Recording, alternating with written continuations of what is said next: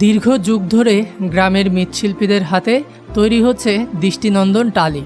এরপর দেশীয় ব্যবসায়ীরা ইউরোপ আমেরিকার বিভিন্ন দেশে রপ্তানি করছে, যা থেকে বছরে বিপুল পরিমাণ বৈদেশিক মুদ্রা দেশে আসছে। টাকার হিসেবে যা 150 থেকে 200 কোটি টাকার সমান। শুনতে রূপকথার গল্প মনে হলেও সাতক্ষীরার কলারোয়া উপজেলার মুরারিকাঠি গ্রামের মৃৎশিল্পীদের হাতে নিপুণ কর্ম এমন বাস্তবতা এনে দিয়েছে। আবার ব্যবসাটা ভালো আছে। এই বিদেশে যায় টালিটা, এটা আবার আমি নতুন করে তৈরি করতেছি, আবার ফোন করব, আবার এখানে পোড়াবো। পোড়াই এখানে একটা ব্যবসা বাণিজ্য হবে। টালিটা বিখ্যাত, এই টালিটা বিদেশে যায়। কলারোয়া টালি বিদেশ যায়, বিদেশ থেকে যে বৈদেশিক মুদ্রা অর্জন করা হয় তাতে সরকার উপকৃত, এতে আমরাও আনন্দিত। সরজমিনে দেখা গেছে মৃৎপল্লীতে দিনরাত চলছে কর্মযজ্ঞ। আধুনিকতার সাথে তাল মিলিয়ে মাটির মিশ্রণ, কাদা তৈরি সহ বিভিন্ন কাজে ছোটোখাটো মেশিনও ব্যবহার করা হচ্ছে। এক পর্যায়ে তৈরি হচ্ছে দৃষ্টিনন্দন ফেক্স অ্যাঙ্গুলার টালি, হেড ড্রাগোলার, স্কার্টিং, স্টেম, স্কোয়ার, রূপটালি, ব্রিক সহ নানান রকম টালি। তবে টালিকে দৃষ্টিনন্দন করতে সবচেয়ে বেশি ভূমিকা রাখছেন মৃৎশিল্পীদের হাতের নিপুণ ছোঁয়া ও দৃষ্টিভঙ্গি। এখানে উৎপাদিত দেশের বিভিন্ন স্থাপনায় ব্যবহারের পাশাপাশি রপ্তানি হচ্ছে বিদেশে। স্থানীয়দের সাথে কথা বলে জানা গেছে এখানে উৎপাদিত টালি যুক্তরাষ্ট্র, যুক্তরাজ্য, জার্মান, ইতালি, নেদারল্যান্ড, কানাডা সহ বিভিন্ন দেশে রপ্তানি করা হয়।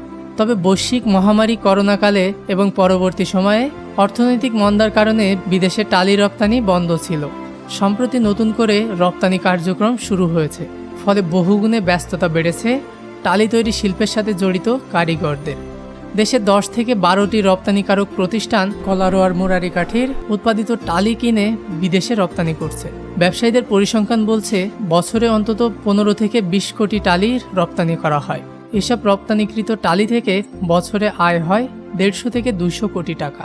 তবে আধুনিক প্রযুক্তির পাশাপাশি সরকারের পৃষ্ঠপোষকতা পেলে দেশের রপ্তানিতে অনেক বড় ভূমিকা পালন করতে পারে এখানকার টালি শিল্প।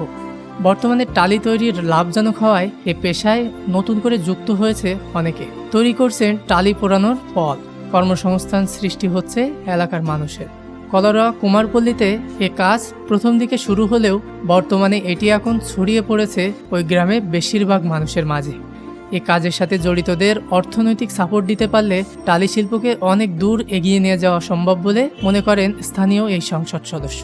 কুমোরপল্লী যার বলে, কুমার যারা ওই হাঁড়ি পাতিল বানায়, ওরাই কিন্তু এই কাজটি প্রথম শুরু করেছে। ওদের এরকম অর্থনৈতিক সচ্ছলতা নাই, তবে দীর্ঘদিন এটি ইটালিতে এটি যায়, এক্সপোর্ট হয়। ওরা যতটুকু সামর্থ্য কুলোয়, এটা বিরাট বাণিজ্যিক আকারে যদি এটা নিয়ে যেতে হয় তাহলে সরকারি পৃষ্ঠপোষকতার খুবই দরকার। বাংলাদেশের অন্যান্য রপ্তানিযোগ্য পণ্যের চাইতে এটা কোনো অংশে কমে থাকবে না। ডেস্ক নিউজ, দৈনিক রানা।